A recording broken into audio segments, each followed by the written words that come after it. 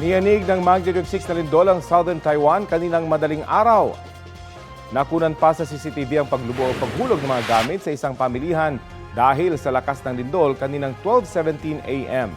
Ayon sa United States Geological Survey, naitala ang epicenter ng lindol 12 kilometers north ng Yujing District sa Tainan City. Hindi pa tukoy ang kabuang pinsalang idinulot nito at kung ilan ang nasaktan. Pero ilang residente ang kinailangang i-rescue matapos matrap sa loob ng bahay o gusali. Marami ang panandali ang pinilikas mula sa mga gusali kabilang ang isang OFW sa Taiwan na si Marshi. Kwento niya sa panayam ng unang balita, nasa pinagtatrabuhan siyang pabrika nang mangyari ang lindol. Nasa 300 Pinoy rin daw ang nagtatrabaho roon. Nang lumabas sila ng gusali, may mga nakahanda ng ambulansya para sa mga kakailanganan ng atensyong medikal. Nakabalik din naman daw sila sa pabrika kalaunan.